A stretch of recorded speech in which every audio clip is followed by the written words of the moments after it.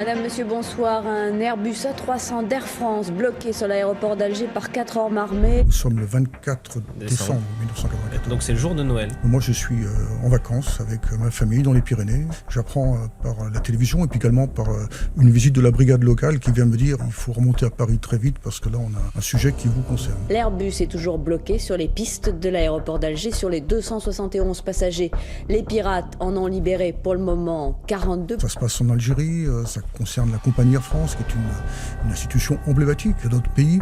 Et donc là on a tous les ingrédients de la crise majeure. Hier soir, à la demande pressante de Matignon, l'Airbus A300 d'Air France est donc finalement autorisé à décoller. Il quitte le sol algérien à 2h ce matin et se pose 1h30 plus tard sur l'aéroport de Marseille. Et il y a ce moment où les terroristes vont tirer sur la tour de contrôle. Ils tirent sur la tour de contrôle à la Kalachnikov. Et quand ils tirent, on rentre dans l'application d'une conduite à tenir, définie le matin avec l'autorité politique. Ils tirent, donc il y a réaction immédiate. 8 hommes du GIGN réussissent en une poignée de secondes à ouvrir la porte et à s'infiltrer dans l'appareil.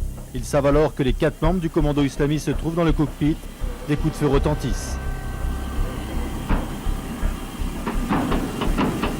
Il y a eu un élément qui nous a permis de nous en sortir, entre autres. C'est la sortie du copilote par un hublot qui a dégagé la partie droite, donc l'espace de tir pour les tireurs d'élite. L'enquête judiciaire qui a été menée après cet acte terroriste a confirmé que les intentions étaient bien que l'avion aille sur Paris et s'écrase sur la tour Eiffel.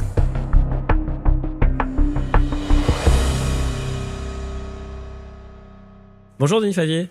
Bonjour Guillaume. Pour commencer ce podcast, pour vous présenter un petit peu aux gens qui nous regardent, ce que je voulais faire, c'était vous parler de quelque chose d'un peu plus personnel, qui est la première fois de ma vie où moi je vous ai rencontré. Parce que pour préparer un peu l'échange, je me suis dit, mais en fait, depuis combien de temps est-ce que tu connais Denis Favier ? Et en fait, 10 ans, 15 ans 15 ans, ouais, 15 ans. Très précisément, 14 ans.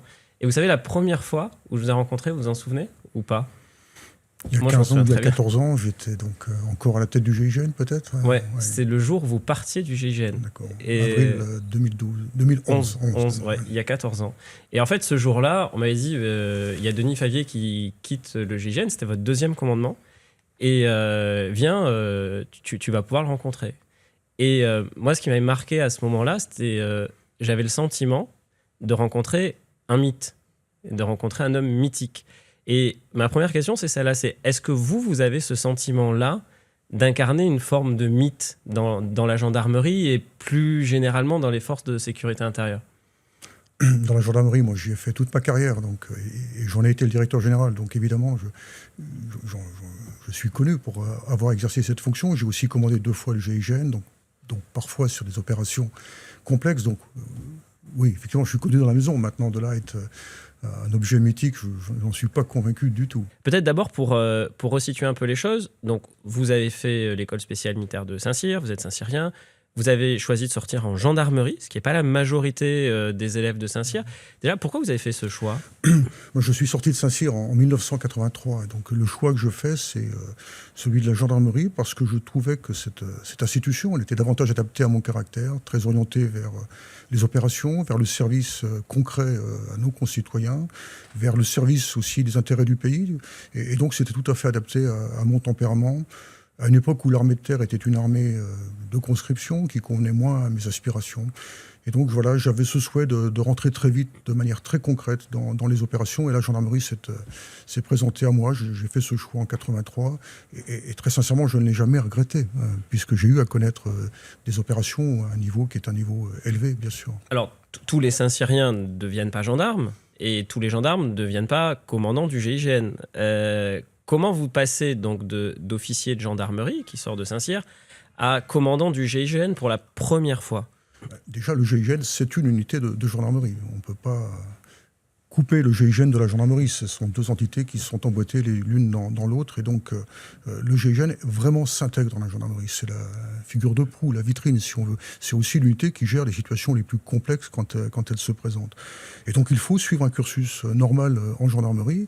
Et dans le cadre de ce cursus, si vous êtes plus ou moins attiré par les opérations, si vous présentez certaines capacités ou qualités, vous pouvez bien sûr postuler pour cette unité-là. Moi, je l'ai rejoint en 1992 sans jamais y avoir servi auparavant. Et vous arrivez à 33 ans, il y a des gens qui sont là depuis plus longtemps que vous. Vous me voyez arriver à ma question, mais comment on les commande, ceux-là ? Oui, non, c'est pas une unité facile à commander. On ne peut pas uniquement commander par le fait unique des galons. Les galons donnent l'apparence de la puissance, mais en fait, il faut commander avec autre chose que les galons. Et pour commander au GIGN, il faut faire ses preuves. Et il faut le temps de faire ses preuves, et ces preuves, on peut les faire qu'en opération. On va parler évidemment de Marignane en 1994. C'est 2 ans après un peu plus de 2 ans après votre prise de commandement. 1994, c'est il y a 31 ans, donc il faut se replonger dans le contexte de l'époque. Ça ressemble à quoi le contexte en 1994 ? Contexte sécuritaire, j'entends, mais vous êtes dans quelle atmosphère ? Le contexte sécuritaire en 1994, il est très orienté vers les relations franco-algériennes qui sont tendues, avec un mouvement terroriste GIA, Front islamique du salut, très présent en Algérie, qui commettent des exactions, avec une situation très instable qui concerne l'Algérie au premier chef, mais qui a aussi des répercussions sur les relations franco-algériennes. Avec en août 1994 des incidents majeurs contre l'ambassade de France à Alger. Ouais, ça, il faut peut-être qu'on l'explique un peu. Notre ambassade est attaquée. Elle est attaquée avec mort de gendarmes. Donc on est déjà sur des situations qui sont très chaudes, très angoissantes et qui nous conduisent à prendre des mesures de protection, des mesures de sécurité élémentaires. Et c'est dans ce contexte-là qu'en fin d'année, il y a le détournement d'un avion d'Air France sur l'aéroport d'Alger. Nous sommes le 24 décembre 1994. Donc c'est le jour de Noël. Oui. Et vous êtes où alors ? Moi je suis en vacances avec ma famille dans les Pyrénées et j'apprends globalement par la télévision, parce qu'on n'a pas à cette époque-là de téléphone portable. J'apprends par la télévision et puis également par une visite de la brigade locale qui vient me dire il faut remonter à Paris très vite parce que là on a un sujet qui vous concerne. Ça voulait dire que vous étiez presque en train de faire chauffer la dinde dans le four et il y a un gendarme qui sonne et qui vous dit faut venir. En fait, il y a aussi le téléphone fixe qui m'a permis d'être contacté. Mais effectivement, je veux dire par là qu'on n'a pas les moyens de communication que nous avons aujourd'hui, 31 ans après. Et là, on dit quoi à sa famille ? On dit je dois partir, au revoir, fêtez Noël sans là, moi. On rentre très vite dans une gestion de crise. Enfin, on mesure très bien que la situation est une situation qui est très tendue et qui va l'être davantage encore. Donc là, on est dans une logique opérationnelle. Eh bien, c'est le service qui nous rappelle et la question ne se pose pas de ce que l'on va dire, on part. Au moment où vous partez, qu'est-ce que vous savez de la situation à Alger ? Parce qu'il faut quand même expliquer que c'est une prise d'otage d'un avion Air France qui fait la liaison Alger-Paris et que à ce moment précis, la crise démarre en Algérie, elle n'est pas en France au départ. Oui. Qu'est-ce que on vous dit ? Qu'est-ce que vous avez comme information ? Très rapidement, il y a des plans gouvernementaux qui sont mis en œuvre par rapport aux situations de piraterie. Là, cette situation de piraterie aérienne, il y a un plan qui s'appelle le plan pirataire qui est mis en œuvre très vite et qui met en œuvre le GIGN très rapidement. Pourquoi ? Parce que la piraterie aérienne, c'est le pire des actes terroristes. Ça se passe dans un avion, ça touche un vecteur sensible dans lequel il n'est pas facile de manœuvrer. Ça se passe en Algérie, ça concerne la compagnie Air France, qui est une institution emblématique de notre pays. Et donc là, on a tous les ingrédients de la crise majeure. Et de plus, la période est une période extrêmement sensible et favorable à l'action terroriste. Et donc, on est là sur...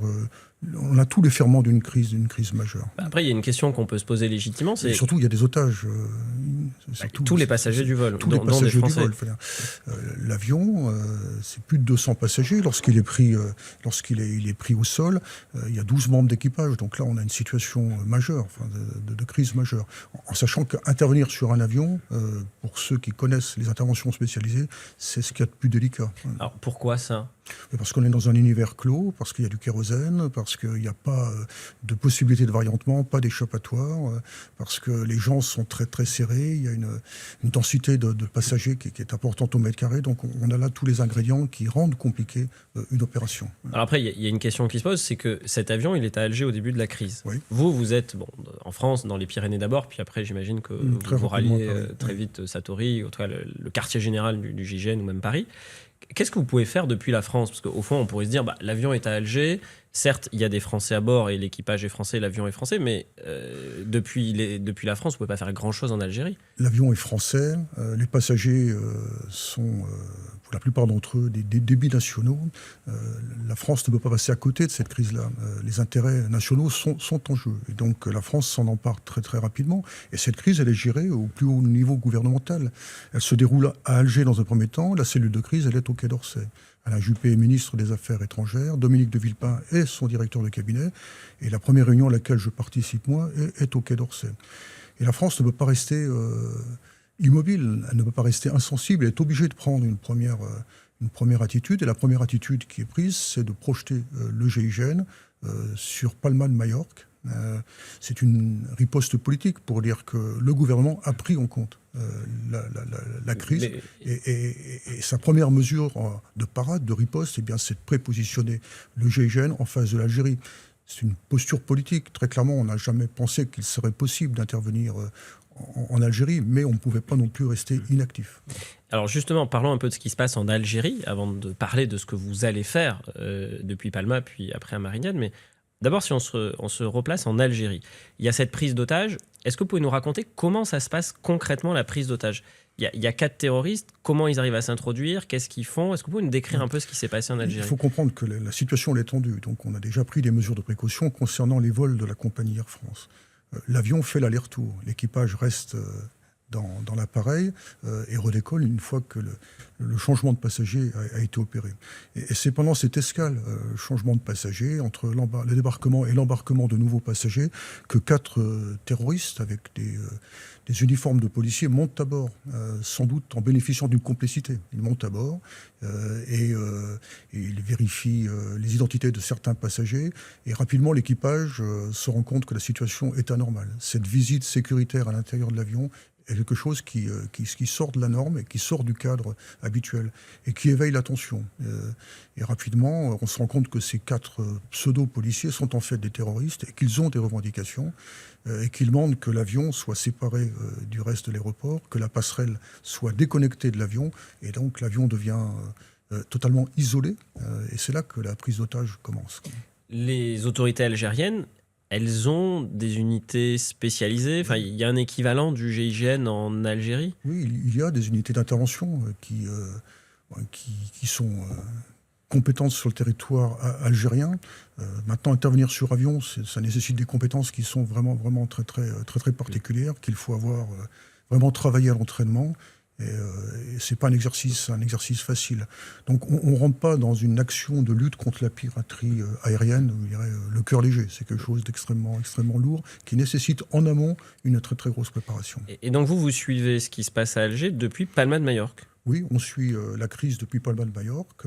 On la suit en étant en liaison directe avec Alger, puisqu'à Alger, l'ambassade de France est protégée par des gendarmes, qui sont des gendarmes très proches du GIGN, qui nous fournissent sur des informations d'ambiance, des renseignements.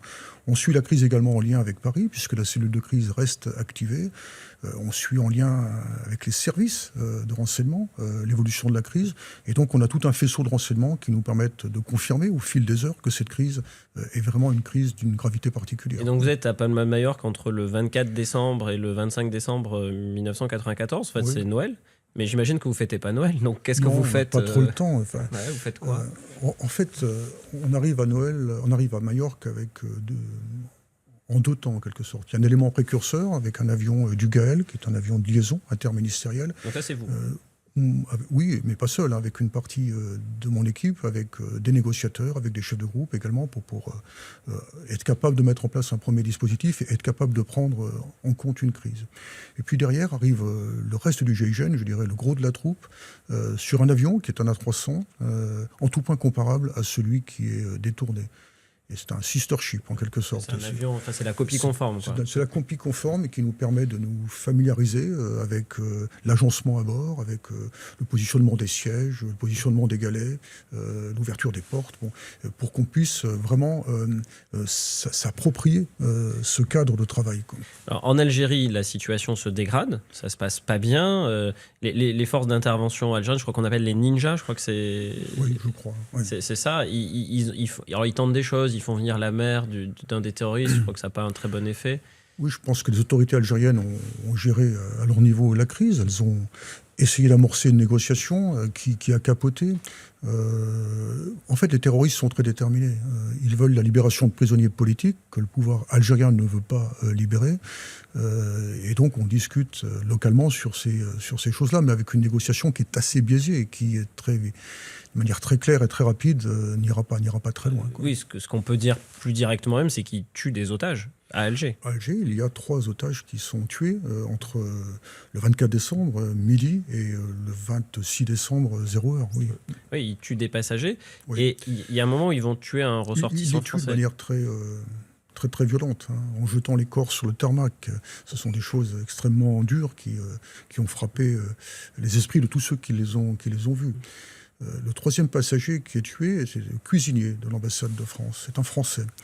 Et c'est après cet assassinat qu'il est décidé que le gouvernement français demande le retour de l'avion en France. Et c'est à partir de ce moment-là que les autorités algériennes ont accepté que l'avion quitte le sol algérien pour rejoindre la France.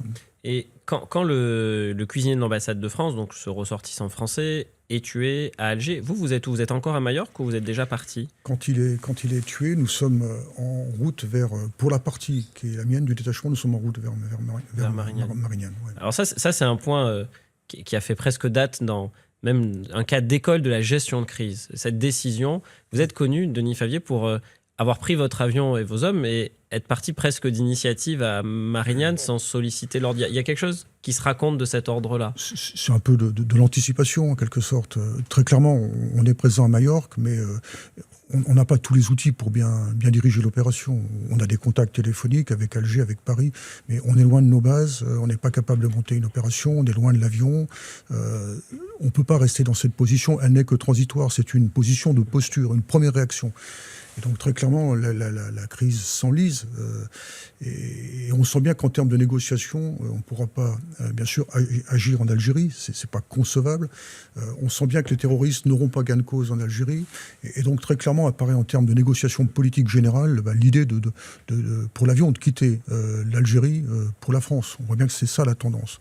Et profitant de cette perception de la tendance, eh bien, on décide de se prépositionner sur un aéroport du sud de la France, considérant que l'argument d'un déplacement vers Marseille depuis Alger sera quelque chose qui sera audible pour les terroristes. Mais comment vous pouviez anticiper ça, justement? Comment vous pouviez savoir que ce serait à Marignane que cet avion finirait par se poser et pas autre part en France? Non, mais quand on est en opération, il faut faire aussi des choix tactiques qui sont des choix raisonnés, à partir d'un raisonnement. Marseille pour Alger, ça représente quelque chose, donc on a fait choix aussi symbolique de cet aéroport. On aurait pu aussi bien aller à Montpellier, à Nîmes, à Istres, à Nice, c'est des choses qui ont été envisagées.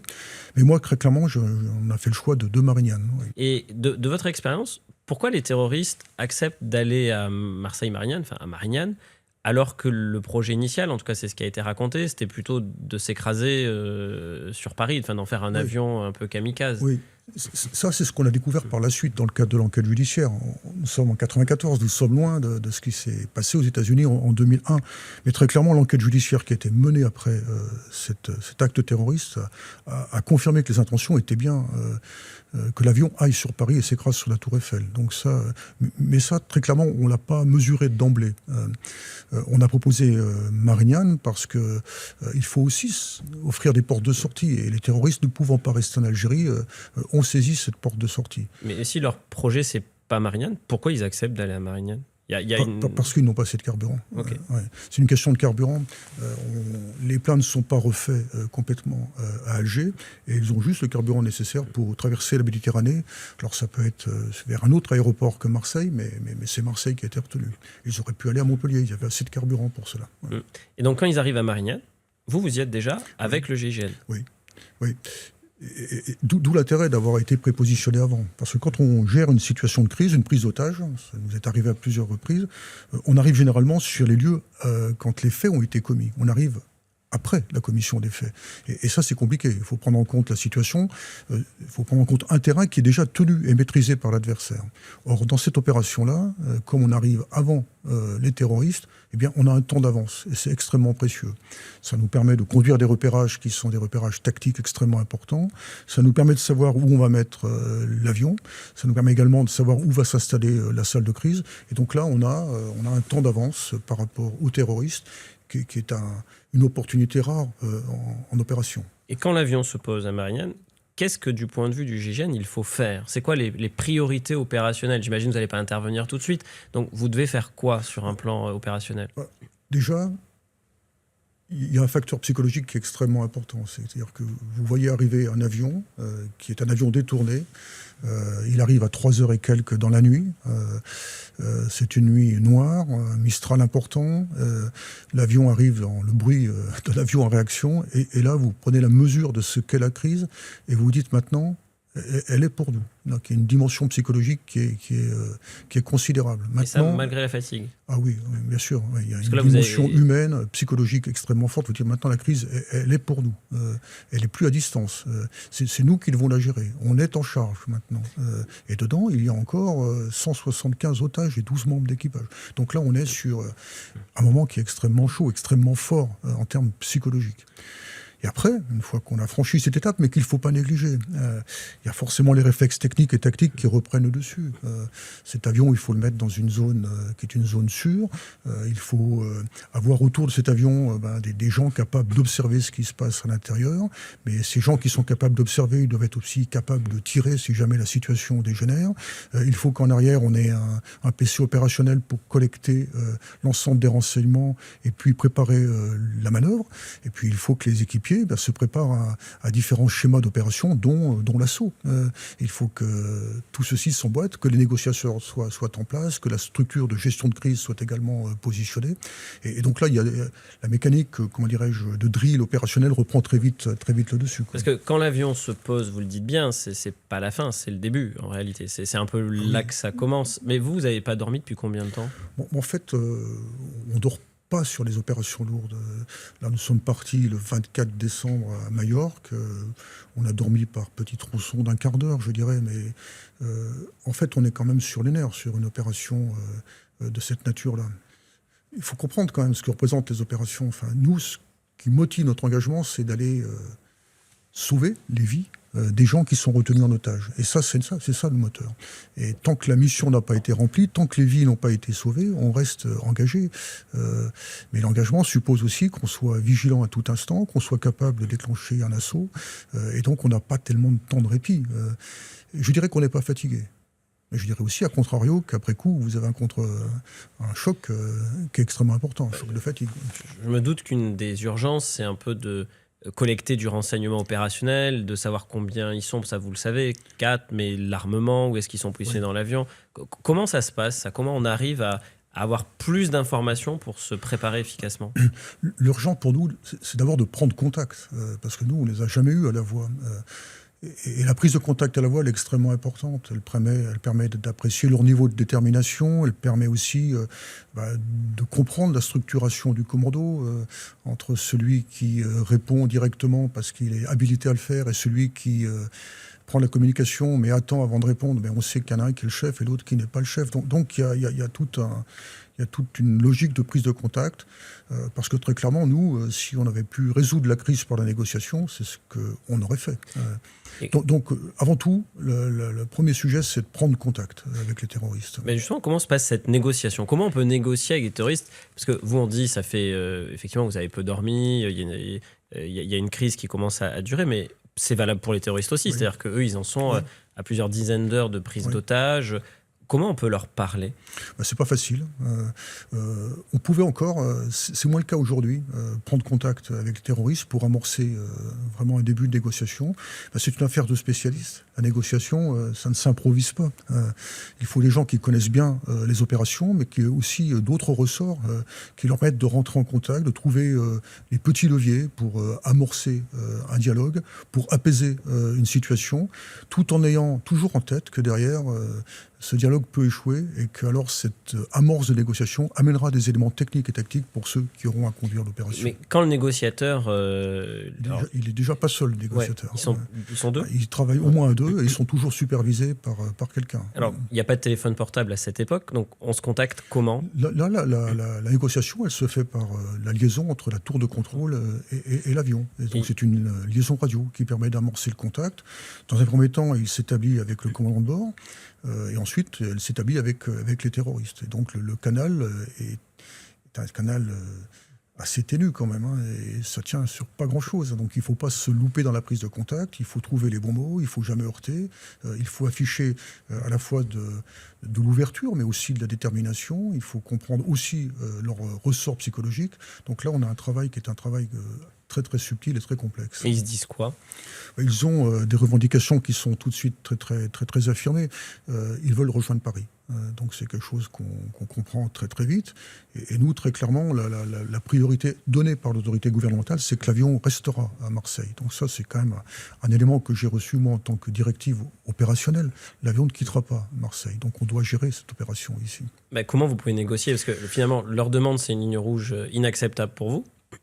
Et après... Sur une opération comme celle-ci, ce qui est important, c'est de gagner du temps. Gagner du temps pour pouvoir obtenir la fin de la crise, éventuellement par la négociation, mais aussi pour pouvoir avoir des avancées tactiques. Nous, il faut vraiment connaître l'emplacement exact des otages dans l'avion, il faut connaître la composition et la hiérarchisation du commando, il faut connaître l'armement, il faut connaître les endroits qui pourraient être piégés dans l'avion. Donc il y a tout un travail préparatoire qui ne peut être fait que dans la durée. Donc il nous faut du temps. Et donc la négociation, c'est aussi la recherche de temps. Donc on va négocier pour donner quelques avancées, répondre à des demandes des terroristes. Ils veulent de l'eau, on est capable d'amener de l'eau. Ils veulent que les toilettes soient nettoyées, on va nettoyer les toilettes. Ils veulent de la nourriture, on va vous amener de la nourriture. En sachant qu'il y a des choses qu'on ne fera jamais, on n'amènera jamais de carburant. Ça, c'est une ligne rouge. Donc la négociation n'ira pas sur cette direction-là.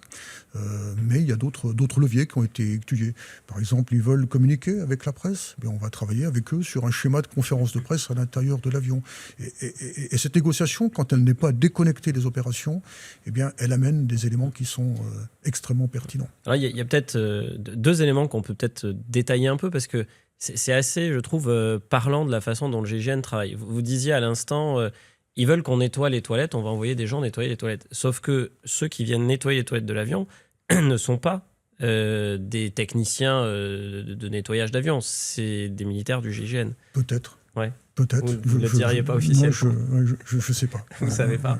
Mais ça vous permet d'avoir du renseignement. Voilà, ça permettra de toute façon d'avoir du renseignement. Parce que vous savez comment l'avion est organisé, qui est placé où. Oui, parce que, en fait, par l'observation extérieure, quand on va amorcer un début de négociation, donc le négociateur va appeler, son appel arrive dans le cockpit, et on voit qui répond. Si celui qui répond vient du fond de l'avion, parce que c'est lui qui est habilité à parler, c'est qu'il est plutôt chef, plutôt qu'exécutant. Et donc, si on arrive à structurer le commando et l'apparence vestimentaire de chacun d'entre eux, c'est important également. Et l'autre élément, c'est cette vraie fausse conférence de presse. Il demande à ce qu'il y ait une conférence de presse qui ait lieu dans l'avion, et vous obtenez quelque chose qui, en fait, tactiquement est très intéressant, c'est qu'ils vont dégager les rangs les plus proches du cockpit. Vous êtes bien informé, Guillaume. En fait, oui, ce schéma de conférence de presse, c'est un élément aussi qui a été développé par la négociation, extrêmement intéressant, et qui nous a permis au plan tactique d'obtenir le retrait des passagers qui étaient immédiatement derrière le cockpit. C'est-à-dire que la dizaine de rangées de fauteuils derrière le cockpit sont libres, en fin de compte. Ce qui est intéressant, parce qu'on sait que le commando, globalement, se tient dans le cockpit, et que le point clé va être là. Et moins il y a de passagers à proximité du cockpit, et mieux ce sera si jamais il fallait aller à l'assaut. Alors, dans cette négociation, il n'y a pas, je crois, que la négociation avec les terroristes. Il y a un ministre de l'Intérieur qui a un certain poids politique à l'époque, qui est Charles Pasqua. On le disait, vous avez 34-35 ans, et Charles Pasqua, il y a une petite anecdote, mais vous aurez demandé de mener l'assaut un peu plus vite que vous ne l'envisagiez. Enfin, comment ça se passe l'échange avec lui ? C'est jamais facile, hein, sur les crises majeures, la discussion entre le chef opérationnel et le politique. On n'est pas sur les mêmes registres de temps, en fin de compte. Le temps du politique, c'est pas le temps de l'opérationnel. L'opérationnel a vraiment besoin de temps pour préparer sa manœuvre, et le politique est dans un tempo beaucoup plus rapide. Et il va raisonner en termes d'échéances médiatiques, que sont les journaux de 13h ou de 20h. Sauf qu'une crise terroriste, ça ne se gère pas comme ça. Je pense que on s'en sort dans une situation aussi tendue en ayant un discours clair avec l'autorité politique. Chacun met en avant ses arguments. On a tous le même dessein, on est tous habités de la même ambition de faire en sorte que la crise soit gérée dans les meilleures conditions. Donc effectivement, le ministre veut que ça aille vite, mais Aller vite, ça veut dire quoi quand on n'a pas encore tous les éléments? Encore une fois, un assaut, c'est quelque chose d'extrêmement violent. On n'y va pas le cœur léger, on n'y va pas sans mesurer les conséquences éventuelles d'un tel engagement. Donc il faut que ça se prépare. Et c'est là qu'on est obligé de faire valoir des arguments qui sont des arguments opérationnels, qui vont prendre le pas sur toute autre considération. Et donc, cet assaut, avant qu'il ait lieu, il y a d'abord la négociation, vous le disiez. Oui. Est-ce que dans le cadre de la négociation, il y a eu des otages qui ont été libérés? Alors oui, la négociation, elle vise aussi à obtenir la libération d'otages. Au mieux, elle visera à obtenir la fin de la crise, et puis au minimum, elle va permettre de libérer 2, 3, 4, 5 otages. Et ça, je dirais, c'est toujours positif en termes opérationnels. D'autant que ces otages libérés, bien sûr, ont la vie sauve, donc c'est déjà une avancée considérable. Mais surtout, ils sont extrêmement intéressants en termes de renseignements. Les otages libérés eh bien, amènent des renseignements sur ce qu'ils ont vu à bord. Et ils passent tous dans notre PC opérationnel où on les débriefe. Et je me souviens d'un couple de vieillards algériens qui a été libéré quelques heures avant l'assaut. Qui, sur la base de planches photographiques qu'on leur a présentées, nous ont confirmé l'armement exact des terroristes. Donc les otages libérés sont toujours débriefés et ce sont toujours des mines de renseignement qui sont extrêmement précieuses. Alors il y a un moment dans cette crise, avant l'assaut, où l'avion va se déplacer. Ce qu'il faut peut-être expliquer, c'est que l'avion il a une position de départ que vous aviez bien anticipée, vous l'avez expliqué, vous étiez préparé, vous savez où le faire se garer, vous aviez prépositionné vos tireurs de haute précision, tout était bien organisé de ce point de vue. Et puis il y a un moment où d'initiative, les terroristes vont bouger l'avion. Est-ce que vous pouvez nous raconter ça? Les terroristes bougent l'avion parce que, en fait, leur revendication principale, c'est d'obtenir du carburant. Et ils sentent bien qu'il n'y aura plus de carburant. Donc ils bougent l'avion pour aller sur la piste en vue d'un décollage sur Paris, mais ils ne peuvent pas le faire. La piste, elle est bloquée et ils n'ont pas assez de carburant. Donc ils se mettent au pied de la tour de contrôle parce qu'ils sentent bien que c'est dans la tour de contrôle que la crise se gère. Et donc ils se mettent au pied de la tour de contrôle et à bord il y a une situation qui est vraiment terrible et qui, en termes dramatiques, eh bien, devient insoutenable. La prière des morts est récitée à l'intérieur de l'avion. Le prochain otage qui va être abattu est désigné. Je rappelle qu'il n'y a pas eu d'otage abattu sur le territoire national. Hein, et donc, on sent bien que là, on est sur une montée des tensions qui est vraiment, vraiment délicate. Donc, l'avion, il quitte sa position initiale, autour de laquelle nous sommes, pour aller au pied de la tour de contrôle. Et ça, c'est pas bon pour nous. Ça nous conduit à remanier un dispositif tactique dans un moment qui n'est pas favorable. Autour de l'avion, il y a des observateurs, j'en ai parlé, qui sont aussi des tireurs d'élite. Et conduire une opération offensive sans tireurs d'élite, c'est-à-dire sans appui, c'est tout simplement prendre des risques qui sont énormes. C'est vrai qu'ils doivent se repositionner en urgence. Ils se repositionnent, ils quittent l'endroit où ils sont postés, et ils vont sur les toits de l'aérogare en face de l'avion, et ils couvrent la partie droite de l'avion, mais la partie gauche n'est pas couverte. Mais on a un gros dispositif d'appui à droite de l'avion. Oui, ça veut dire que, en fait, vous quittez une situation où vous voyez l'avion à 360 degrés, oui. Et là, vous le voyez à 180. Donc, oui. Vous êtes aveugle sur la moitié de l'avion. Oui, sur la partie gauche de l'avion, on n'a pas d'appui, en tout cas. Et il y a ce moment où les terroristes vont tirer sur la tour de contrôle. C'est quasiment concomitant. Ils tirent sur la tour de contrôle, mais notre dispositif d'appui a eu le temps de se mettre en place. Ils tirent sur la tour de contrôle à la Kalachnikov, qui est un tir qui est... C'est pas un tir d'intimidation, c'est mortel. C'est un tir à tuer. Hein, donc là, on est. Et ça, si vous voulez, ça motive une réaction immédiate. Parce qu'on n'a pas assez expliqué les interactions entre opérationnelles et politiques. Quand on discute avec l'autorité politique, il faut obtenir d'elle bien des conduites à tenir. Si les terroristes font telle action, alors nous, on réagit de telle manière. Et dans les conduites à tenir qu'on avait déterminées le matin avec le ministre de l'Intérieur, c'était de dire que si les terroristes tuaient quelqu'un, alors on mettait en œuvre un plan d'assaut d'urgence. S'ils tiraient, alors effectivement, on mettait en œuvre un plan d'assaut d'urgence. Et puis s'ils restaient comme ça, soucieux de négocier, eh bien alors on allait encore attendre la nuit et tirer bénéfice d'une opportunité, soit parce qu'ils allaient dormir, et alors là mettre en place un plan d'assaut délibéré à un moment dont on serait seul décideur. Donc c'était plus favorable, quoi. Et quand ils tirent, on rentre dans l'application d'une conduite à tenir, définie le matin avec l'autorité politique. Ils tirent, donc il y a réaction immédiate, sans rechercher un nouvel aval parisien. Et ça, c'est aussi un élément extrêmement fort dans cette gestion de crise. C'est-à-dire que le travail préparatoire ayant été fait avec le politique, eh bien, on rentre dans l'application des cas concrets et la riposte est immédiate. Oui. Et ça, elle est de nature à déstabiliser les terroristes. Donc, ils tirent sur la tour de contrôle, vous intervenez. C'est un peu ça le... C'est ça. On intervient, mais dans une configuration qui est la plus défavorable, qui est celle qu'on appelle le plan d'urgence, qui consiste à rentrer au plus vite dans l'avion pour faire cesser le trouble, pour éviter qu'il n'y ait pas davantage de morts. Et donc, c'est une configuration qui est défavorable.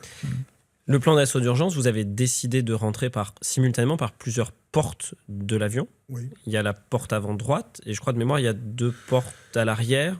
Oui, il y a la porte avant droite et 2 portes arrière gauche, arrière droite.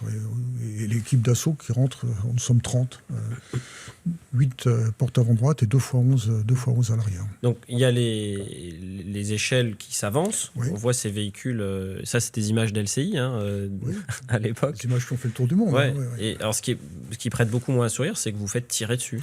Oui. On ne nous voit pas parce qu'on est caché derrière des rambardes des escaliers mobiles, mais en fait, c'est quand même assez anormal. Vu des terroristes, 3 échelles mobiles qui se déplacent sur le tarmac, donc ils sont interloqués par ce mouvement-là. Et ils tirent à la Kalachnikov sur les escaliers mobiles. Ouais. Ils tirent des portes arrière, droite et gauche. Et les 2 tireurs de ces portes-là quittent leur position pour aller rendre compte au chef du commando et à son adjoint qui est à l'avant. Ça veut dire qu'ils tirent pendant le déplacement, ensuite ils se déplacent eux-mêmes sur le cockpit, ce qui veut dire que dans le cockpit, au moment de la pénétration à bord, il y a le pilote, le copilote, le mécanicien navigant et les 4 terroristes. Et donc à l'arrière, on sait qu'il y a personne. Et qu'il y a les otages. Vous, personnellement, Denis Favie, vous ressentez quoi à ce moment-là? C'est quoi? Qu'est-ce qu'on ressent? On pense à quoi? On a quoi comme émotion? Enfin, on vous tire dessus, vous allez mener un assaut qui est extrêmement dangereux, vous risquez votre vie. Qu'est-ce qu'on peut ressentir dans un moment comme ça? En fait, on est dans la crise.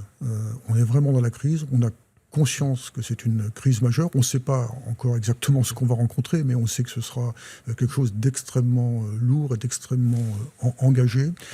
On pense à la réussite de la mission. Il faut comprendre que chaque fois qu'on était en négociation avec les terroristes, on posait des ultimatums. Il faut savoir que sur chacun des ultimatums, l'unité était prête à s'engager. Donc une gestion de crise qui s'inscrit dans la durée, comme c'est le cas là, eh bien c'est une succession de pics avec des montées en tension, des briefings, une préparation morale pour être prêt à agir, et puis ensuite une redescente, une remontée. Donc c'est extrêmement usant. Et bien là, on prend ça aussi comme un moment qui est un moment fort. Moi, je regarde un souvenir très marquant quand je rejoins l'ensemble des escaliers mobiles qui sont face à moi et que je mets mon casque et mon gilet pare-balles et que les gens me regardent, les gendarmes du GIGN, là, ils comprennent qu'on va aller sur quelque chose de lourd. Et donc, ce sont des images qui restent en mémoire et qui ne peuvent pas ne pas marquer même les hommes du GIGN qui sont préparés aux situations dures. Là, on est sur du très dur, mais on ne pense pas trop. On pense à la mission, à la réussite de la mission. Le driver, c'est la mission. Vous leur avez parlé avant de partir? Il y a des briefings très régulièrement. Et le dernier, on dit quoi? Il y a eu des briefings très réguliers sur l'ensemble des opérations, de l'opération, pour que chacun sache se positionner, que chacun comprenne les enjeux, le sens et l'esprit de la mission.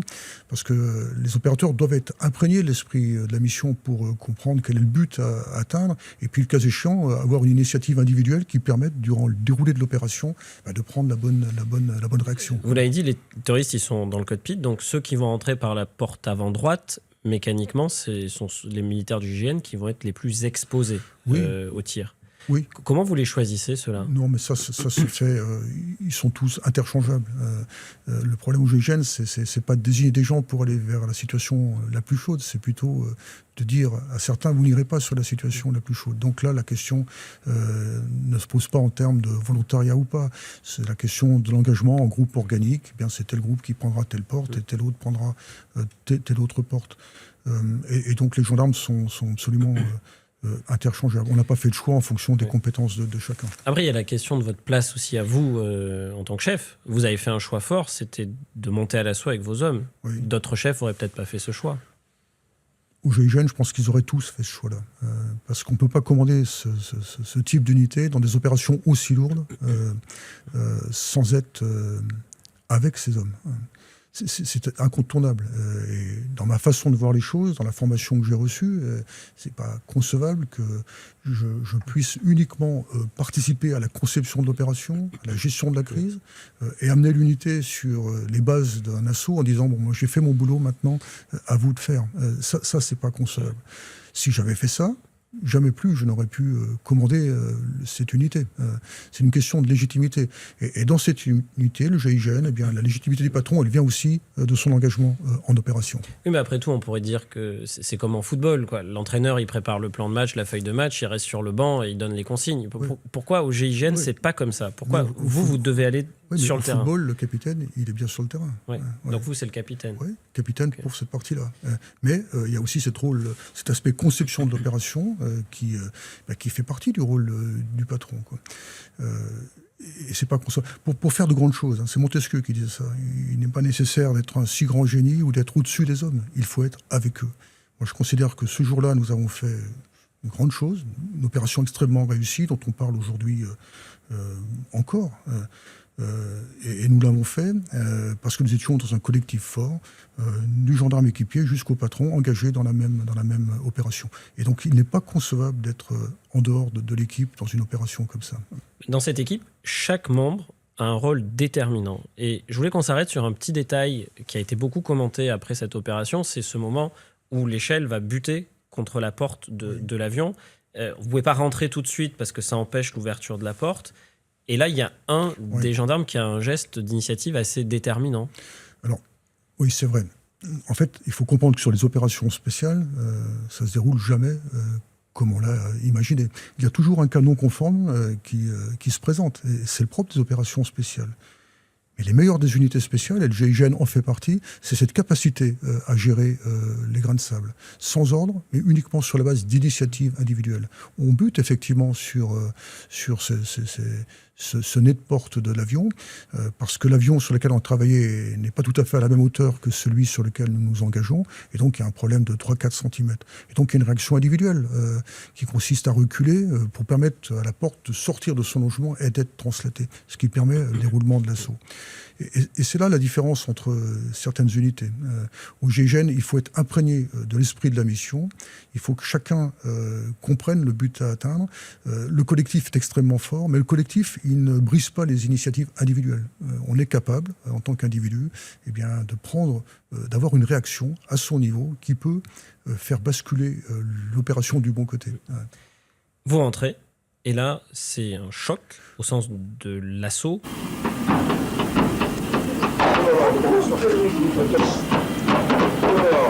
Pendant que les 8 gendarmes détournent l'attention des preneurs d'otages et tentent de les neutraliser dans le cockpit, les autres membres du GIGN entrent par l'arrière de l'appareil. C'est quoi l'ambiance, l'atmosphère dans l'avion? C'est assez difficile à raconter.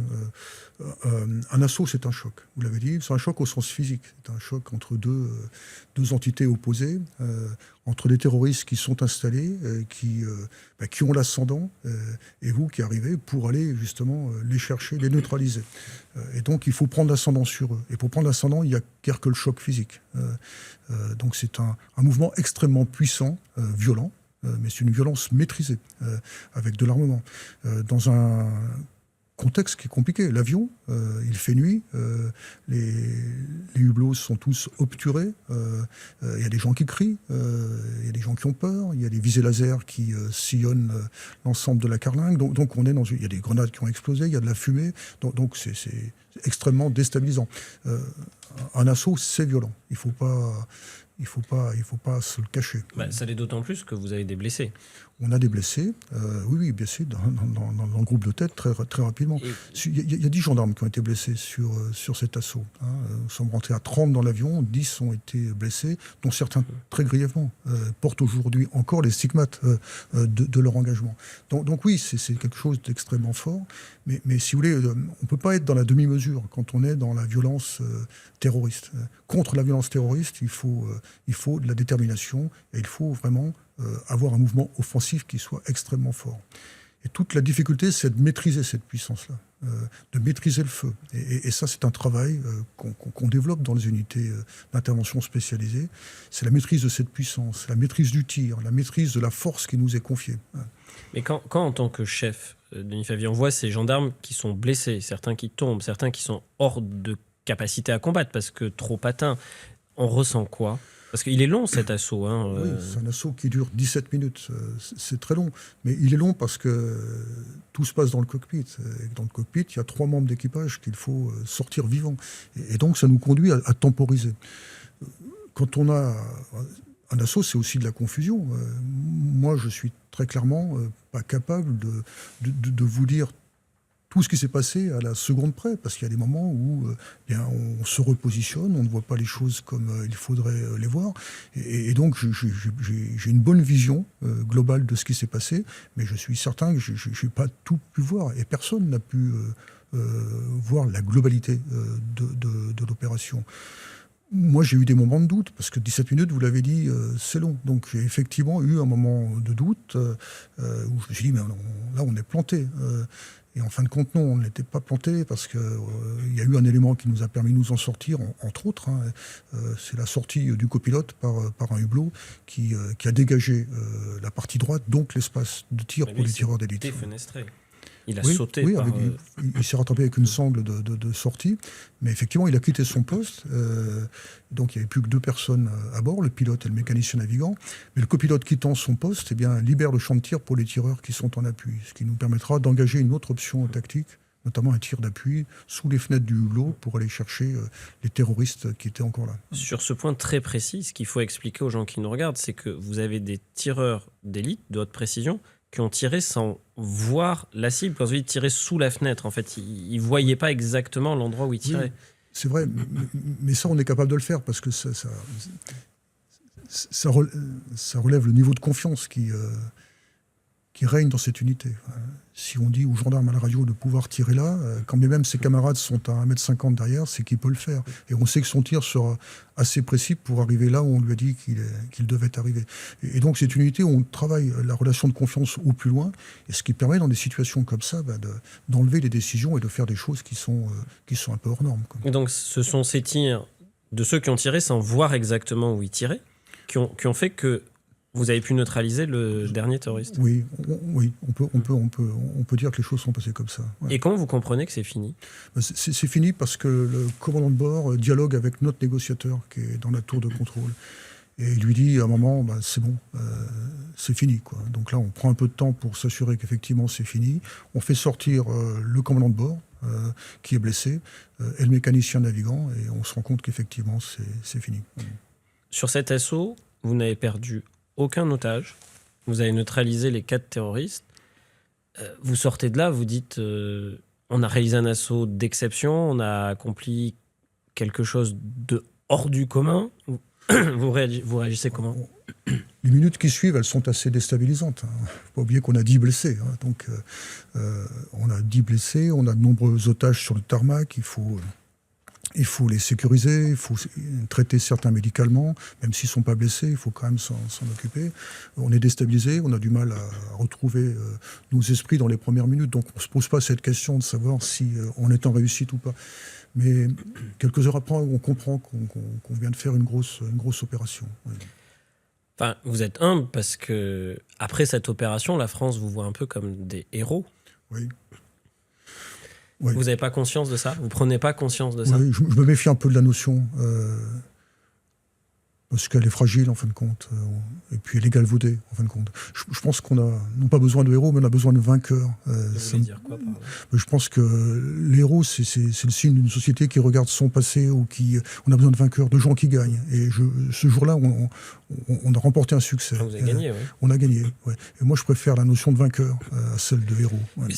Ce qu'il faut peut-être aussi expliquer, c'est que dans ces années 1994-95, immédiatement après l'assaut, d'abord il y a un retentissement médiatique très fort, mais tout le monde veut voir, approcher, toucher le GIGN. Oui. Enfin, vous êtes des sortes de stars, quelque part. Pour la première fois, à visage découvert, voici la photo de famille officielle du GIGN autour du directeur de la gendarmerie Patrice Ménial et le commandant du GIGN Denis Favier. Littéralement traqué par les photographes, Denis Favier se confie une dernière fois. Il y a un mois, nous avons travaillé sur une plateforme parisienne, ce schéma de travail. C'était un avion différent, mais c'était le schéma adopté hier au soir. Oui, mais là, il faut garder la tête froide. Parce qu'une crise en appelle une autre. On a réglé une crise terroriste, mais très clairement, ça va créer du ressentiment. Il y en aura d'autres derrière. Il y aura des répliques. Donc il faut être vigilant. Et nous avons tout de suite repris le travail. Nous avons essayé de débriefer. Très compliqué de débriefer une opération aussi lourde. Débriefer pour en tirer les enseignements, pour se préparer à la crise de demain. Quels ont été nos points faibles? On en a forcément eu. On les a analysés du mieux qu'on pouvait. On était léger en protection balistique, notamment sur la protection des jambes et des bras. On avait des problèmes de bouclier. On a eu des questions d'armement, d'optique également à régler. Donc on a essayé d'avancer dans cette logique-là. On a eu des problèmes aussi sur les ouvertures de portes avions. Très clairement, le prochain assaut ne pouvait pas se faire comme on l'a fait. Donc il fallait trouver d'autres techniques sur lesquelles on a travaillé très rapidement. En fait, ce qui est intéressant dans les débriefings, c'est pas de s'auto-féliciter sur la réussite globale. Ça, on aurait pu le faire et on aurait pu s'endormir sur ça. Mais c'est de regarder ce qui aurait pu faire en sorte que cette crise se passe mal. Et ça tient à peu de choses. Ça tient à quelques millimètres sur la trajectoire d'une balle, à quelques secondes sur une temporisation. Et donc, c'est à ça qu'il faut s'intéresser pour pouvoir progresser encore. Commandant du GIGN, vous le restez après 1994, vous le restez oui. jusqu'en 1997 pour votre premier commandement. Comment vous maintenez l'unité au travail? Parce que je disais, vous êtes des stars, mais pour expliquer aussi aux gens, vous êtes invité au ski, vous avez des propositions pour la télé. Très sincèrement, on n'y a pas trop cédé. On s'est recentré sur l'unité, sur la vie de l'unité, sur la préparation opérationnelle. On n'a pas cédé aux sirènes, en quelque sorte. On est resté le plus humble possible. Ça n'a pas toujours été facile, parce que les sollicitations étaient importantes, intéressantes, mais il ne faut pas sombrer dans le vedettariat. Enfin, moi, je ne suis pas du tout sur ce registre-là. Justement, parlons de vedettariat un instant. Vous devenez, à ce moment-là, Denis Favier, une sorte, en tout cas, de vedette, de mythe. Enfin, vous incarnez personnellement quelque chose. Oui, un beau corps défendant. Vous me demandez aujourd'hui de parler de cette crise-là, mais vous avez observé que j'en parle peu et que je suis pas réticent à le faire, mais j'estime qu'on a conduit notre mission du mieux qu'on pouvait, qu'on est astreint à une forme aussi de discrétion et que notre action doit se conduire dans la discrétion. Maintenant, oui, on a été honoré par la République, on a été reçu à l'Élysée. On a eu la claire conscience d'avoir fait quelque chose de grand et parfois c'est bon dans une vie d'homme de se dire que ce jour-là on a fait quelque chose qui est pas totalement neutre et ce qui est plus important encore, c'est de savoir qu'on a sauvé des vies humaines. Il n'y a rien de plus beau pour nous que le regard des otages qu'on a libérés. On est rentré avec eux à Orly dans un avion, un autre avion Air France. Celui-ci n'a pas été détourné, et pour cause, on était dedans. Mais faire ce voyage entre Marignane et Orly, avec les otages qu'on avait libérés quelques heures plus tôt, c'est un moment inoubliable dans la vie d'un homme. De voir leur reconnaissance s'afficher dans leur regard, et de voir leur famille qui les attendait à l'arrivée, et ces familles nous applaudissant. C'est ça notre vraie récompense. Et c'est ça qui donne du sens à notre engagement. Les gendarmes, ils s'engagent, leur engagement, il est gratuit. Et la vraie sanction de leur engagement, c'est la reconnaissance qu'ils voient dans le regard des gens qu'ils ont sauvés. 31 ans après, parce que ça va faire 31 ans le 26 décembre de cette année 2025, vous avez encore des liens avec ces otages? Vous en côtoyez encore certains? Oui, avec l'équipage d'Air France, les contacts sont toujours très étroits. Il y a même des relations d'amitié qui se sont développées, on les voit régulièrement. On célèbre les anniversaires, pas tous les ans, mais tous les 5 ans, on se voit pour les dates anniversaires et on a des rencontres qui sont chaleureuses et qui sont à la fois simples et très riches en émotions. 1997, on le disait, vous quittez le GIGN, et puis quelque chose de très atypique. Et aujourd'hui, vous êtes le seul parmi tous ceux qui ont commandé le GIGN depuis 1974. Vous êtes revenu commander le GIGN en 2007. Pourquoi est-ce que vous avez commandé le GIGN une seconde fois C'était pas prévu. C'était pas prévu, mais tout simplement parce que le GIGN a évolué. Il s'est adapté à la menace. De l'équipe de pionniers dont je parlais tout à l'heure, une vingtaine d'hommes, à ce que est devenu le GIGN aujourd'hui, eh bien, il y a une adaptation permanente à la menace. Et dans les années 2000, la menace, elle était orientée sur les prises d'otages de masse. Souvenez-vous du théâtre de la Dubrovka à Moscou, l'école de Beslan en Tchétchénie. Bon, on s'est posé la question, et si ça arrive en France, est-ce qu'on est capable de faire pareil? Souvenez-vous aussi des prises d'otages multiples. C'est-à-dire qu'il y a des prises d'otages dans plusieurs villes en France. Est-ce qu'on est capable en France de gérer ces situations-là?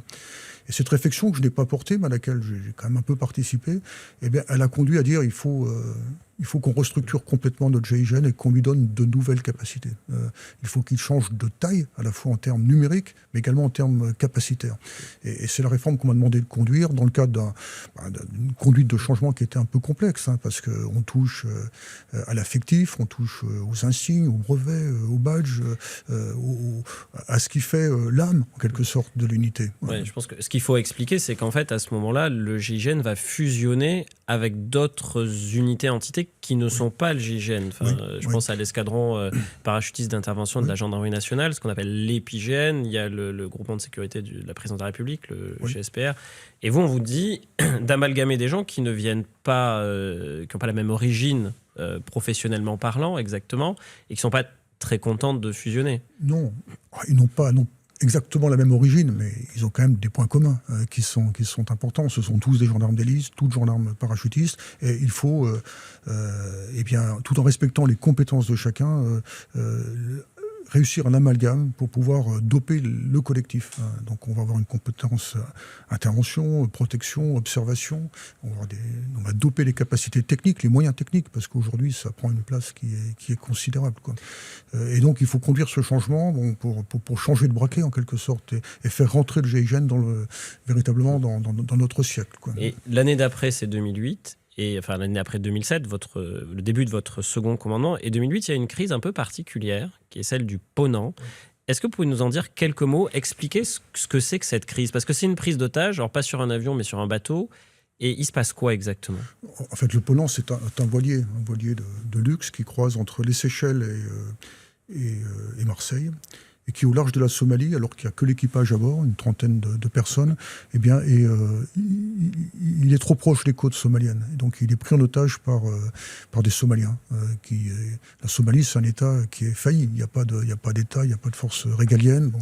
Et donc il est pris en otage. Et donc l'opération vise, loin de nos bases, à aller libérer, avec les commandos marines, les otages du Ponant. Et vous y allez? On est en avril 2008, oui, j'y vais, parce que c'est une opération qui n'est pas neutre quand même.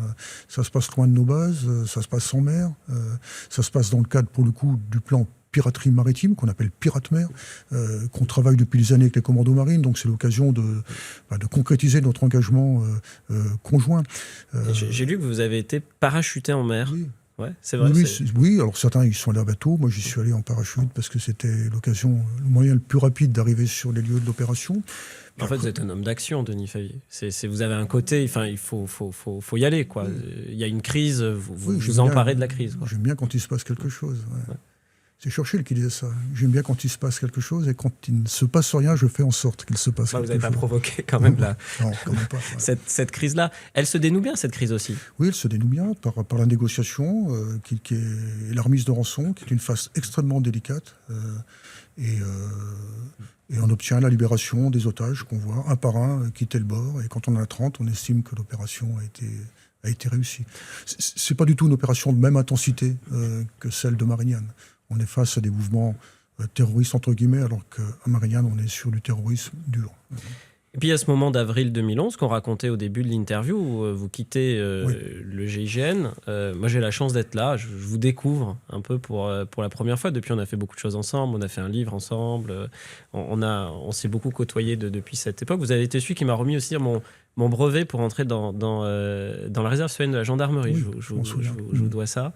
Et qu'est-ce que vous avez ressenti quand vous partez du GIGN pour la seconde fois? Parce que je dis seconde parce qu'il n'y avait pas de troisième fois, c'était pas possible techniquement qu'il y ait une troisième fois. Qu'est-ce que vous ressentez au moment où vous dites bon, cette fois, c'est vraiment terminé le commandement du GIGN. Là, j'avais cette claire conscience que c'était terminé, mais en 1997, quand j'ai quitté pour la première fois, je ne pensais pas revenir commander, parce que jamais je n'aurais imaginé que la structure allait bouger au point de pouvoir m'accueillir 10 ans après. Donc là, c'est un temps pour tout. Je suis parti sans nostalgie, avec le sentiment d'avoir fait le travail du mieux possible. J'ai été pendant 4 ans patron, cette deuxième fois, 5 ans la première fois. Bon, 9 ans à la tête du GIGN, c'est des périodes qui usent quand même, qui sont compliquées. Il faut beaucoup d'investissement, beaucoup d'engagement, beaucoup de disponibilité. Et puis la succession était assurée. Moi je pars serein quand ma succession est assurée. Après, vous dites c'est beaucoup d'engagement, mais vous êtes un peu infatigable parce que votre carrière est loin de s'arrêter, et pour cause. Parce que vous allez devenir, un tout petit peu de temps après, le directeur général de la gendarmerie nationale. Vous allez être celui qui allait avoir la charge de 100 000 femmes et hommes de la gendarmerie. Oui, moi j'ai été directeur général entre 2013 et 2016. Mais ça, j'ai servi au GIGN, mais je suis aussi un officier de gendarmerie. Donc j'ai un parcours complet d'officier de gendarmerie avec des temps de responsabilité en gendarmerie territoriale, en groupement en Haute-Savoie, la région Île-de-France. Et donc j'ai pris la tête de la gendarmerie dans une époque qui était une époque compliquée. Ouais. Avec notamment la grande vague terroriste 2015-2016. Naturellement, arriver à la tête de la gendarmerie quand on y est rentré lieutenant, c'est une satisfaction extrêmement intéressante, valorisante, mais c'est surtout une responsabilité qui est lourde. C'est une maison à plus de 100 000 hommes, confrontée à des enjeux qui sont importants, alors que la demande de sécurité, elle est très forte. Donc c'est une grande institution qui nécessite, vous l'avez dit, aussi beaucoup d'engagement. Vous l'avez dit, vous aussi, c'est-à-dire vous arrivez lieutenant, vous êtes général d'armée, vous avez 5 étoiles, et il y a une année particulière dans votre temps de commandement en tant que directeur général, c'est 2015, avec deux opérations que je voudrais qu'on raconte un peu. Notamment la première, c'est les attentats de Charlie, parce que 7 janvier 2015, donc attentat à la rédaction de Charlie Hebdo par les frères Kouachi. 8 janvier 2015, c'est Montrouge. 9 janvier, c'est l'Hypercacher. Oui. Mais le 9 janvier, c'est aussi Dammartin, et l'endroit où les Kouachi se sont retranchés. Et en fait, il y a toute cette séquence 7, 8, 9 janvier 2015, où vous allez avoir un rôle assez déterminant. Moi, je me souviens d'une image, et je voudrais commencer par ça, l'échange sur cette séquence, où vous êtes avec le président de la République, François Hollande. Ça m'a beaucoup marqué. Il y a une carte, une sorte de carte routière, de carte Michelin sur son bureau. Et vous avez des feutres. Et alors, vous lui détourez des sortes de cercles. Et qu'est-ce qui se passe à ce moment-là? Et quel est votre rôle dans cette crise des attentats de Charlie? En fait, tout part de Charlie Hebdo, en fin de compte. Le 7 janvier, la stupeur, quand même. L'état de sidération est important. Moi, je suis directeur général. Le ministre de l'Intérieur, Bernard Cazeneuve, réunit ses directeurs généraux très rapidement, met en place un PC opérationnel à Beauvau pour qu'on organise vraiment la recherche des frères Kouachi. On pense qu'ils sont partis vers le nord, vers l'est. En fait, on ne sait pas trop. Et donc...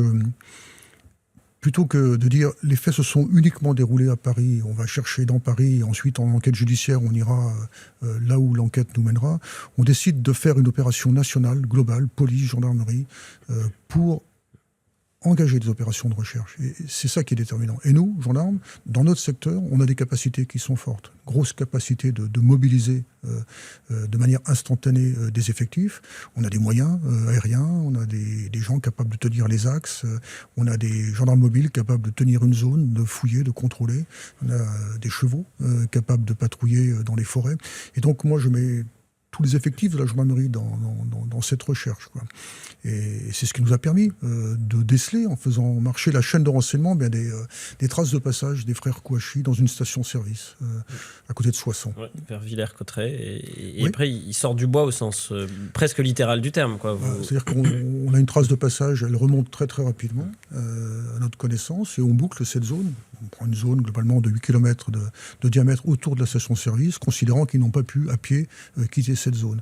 On boucle et on rend cette zone étanche et on fouille tous les écarts. Le GIGN est là, le RAID est là, la gendarmerie départementale, la gendarmerie mobile, les hélicoptères, et on travaille une journée entière, une nuit entière, et au sens propre, ils n'ont pas pu sortir du bois sans être décelés. Et ça se finit à Dammartin en Gouelle, dans cette imprimerie. C'est d'abord une patrouille de gendarmerie Oui. il y a une prise à partie. Oui, c'est ça. En fait, ils sortent du bois et ils prennent en otage une conductrice, ils prennent son véhicule. C'est elle qui signale que quelque chose d'anormal s'est passé, donc on fait le lien tout de suite. On pense que ce sont les frères Kouachi. À 8h10 précise, les deux fugitifs réapparaissent, à 40 km de la zone de recherche. Ils prennent en otage l'automobiliste d'une 206, qu'ils relâchent rapidement. Elle raconte tout aux gendarmes. Précieuses indications qui mènent quelques kilomètres plus loin à une course-poursuite et à des échanges de tirs. Ils se réfugient dans une imprimerie à Dammartin-en-Goële, où une patrouille locale va au contact et effectivement confirme, parce qu'ils sont pris à partie par le feu, qu'ils sont retranchés dans cette imprimerie. Et le GIGN étant à proximité, il arrive très vite. On met en place un dispositif extrêmement lourd.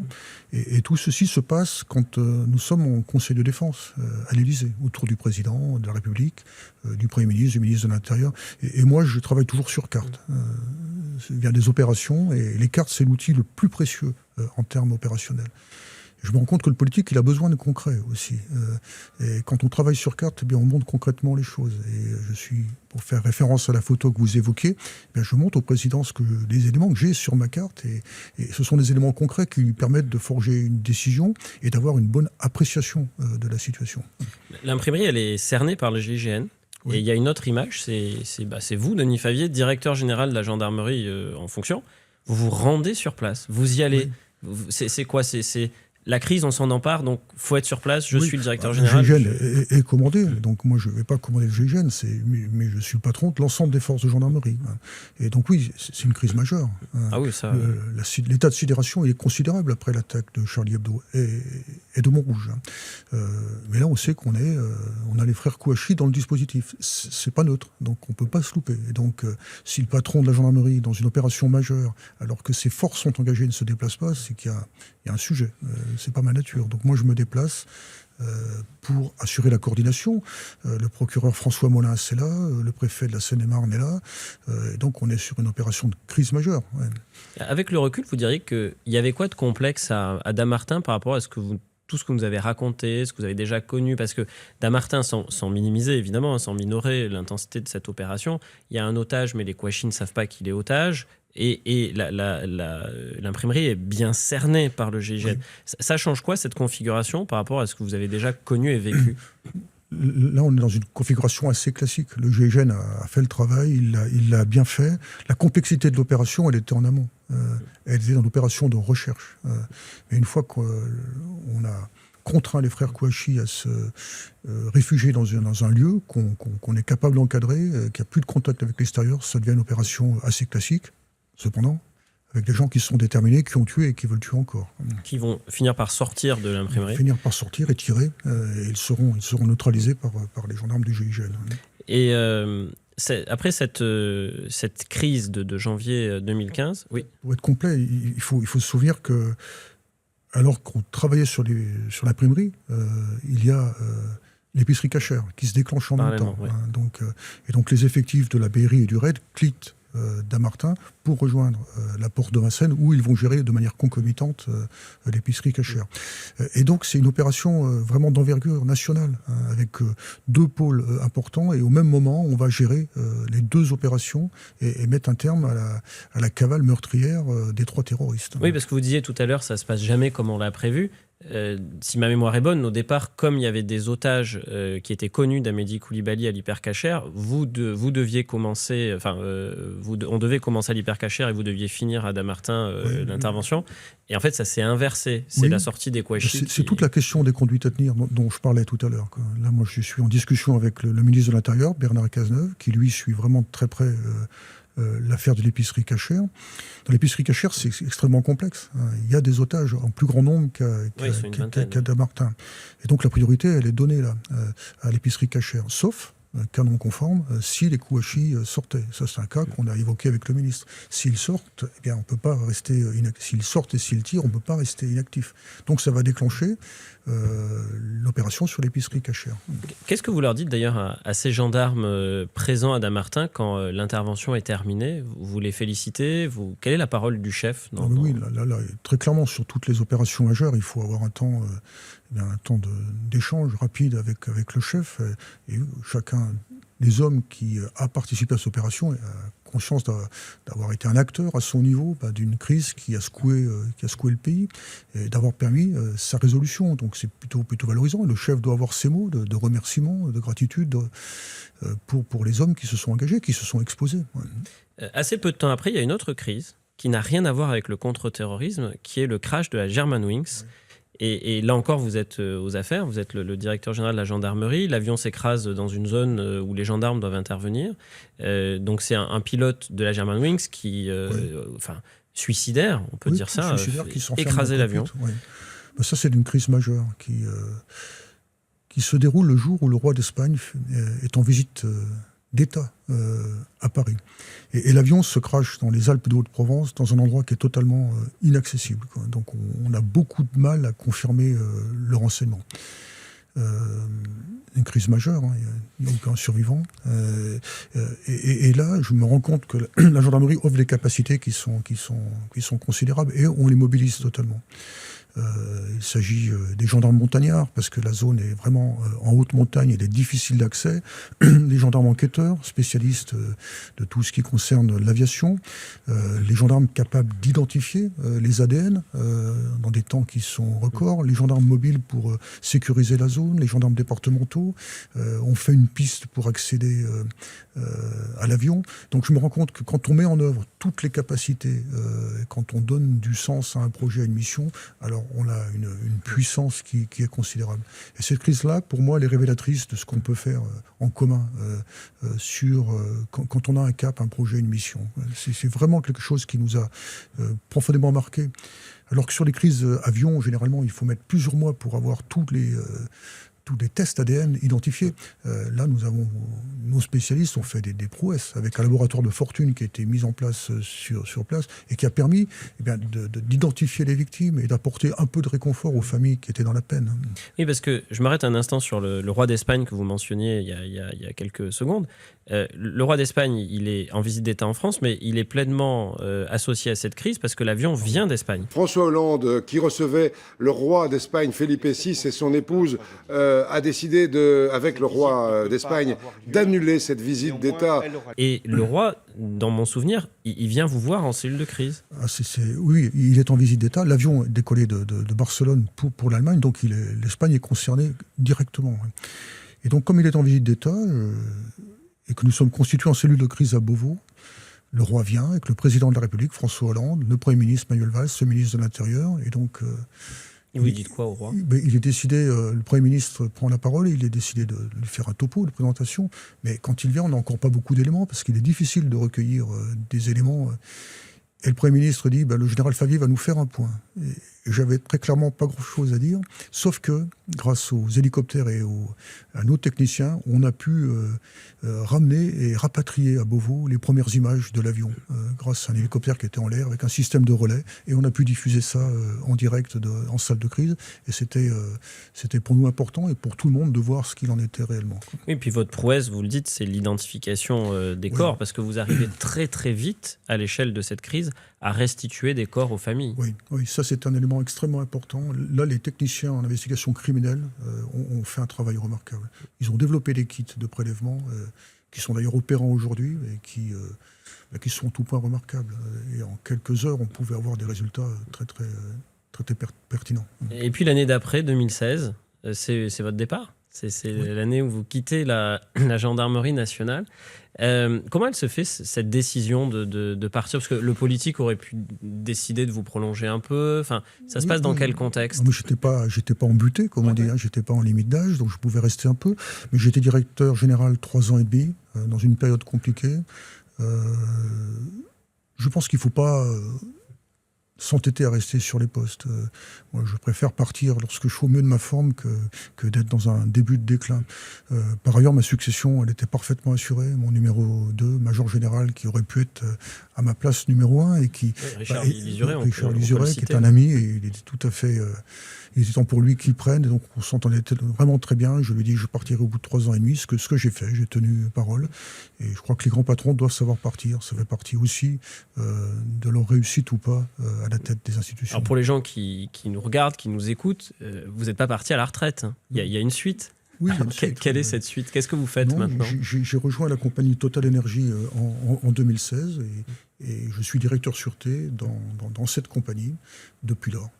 Et qu'est-ce qui change? Parce que vous avez commandé 100 000 femmes et hommes de la gendarmerie, vous avez géré des crises contre-terroristes, on a fait appel à vous dans des moments critiques de tensions extrêmes à l'échelle même de l'histoire de notre pays. Chez Total Energy, encore une fois, sans amoindrir ce que vous faites, on ne vous demande pas ça. Donc, qu'est-ce que vous faites? Non, il faut un temps pour tout. Dans une vie d'homme, moi, je ne veux pas cultiver de nostalgie. Si j'ai fait le choix de partir, j'assume mon choix. J'étais patron général d'armée, patron de 100 et quelques milliers d'hommes. Je ne le suis plus, mais il faut accepter les choses comme elles se présentent.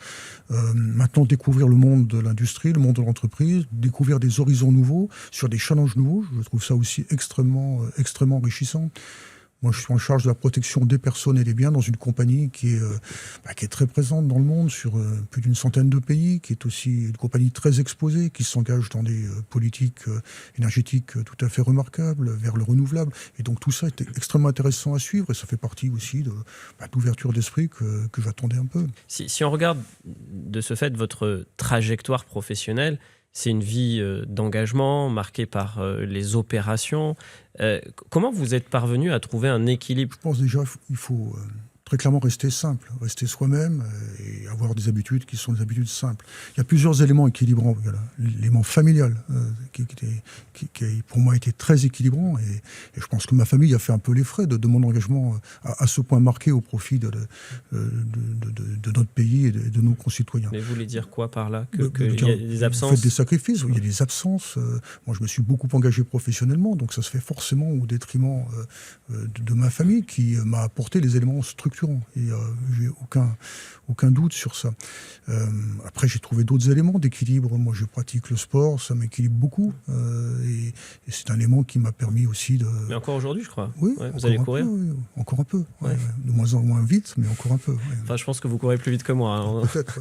Certainement même, en toute franchise. Est-ce qu'on est venu vous chercher, Denis Favier? Est-ce que, politiquement, j'entends, ce que vous incarnez peut intéresser des décideurs politiques, des partis politiques, dans un moment où on essaye de se tourner vers des personnes qui ne sont pas nécessairement des politiques professionnelles, mais qui incarnent quelque chose? C'est un sujet auquel je ne suis pas insensible.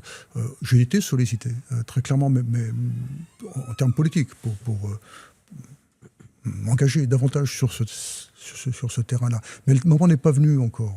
Pour moi, les conditions ne sont pas réunies. Et puis les conditions aujourd'hui, politiques, sont quand même pas très attrayantes. On est dans une situation qui est une situation compliquée, une situation de blocage. Je ne sens pas les choses de ce point de vue-là. Mais vous ne fermez pas la porte non plus. Enfin, je comprends que vous n'insultez pas l'avenir. Non, mais moi je suis bien là où je suis. Merci Denis Favier, merci beaucoup. Je vous en prie.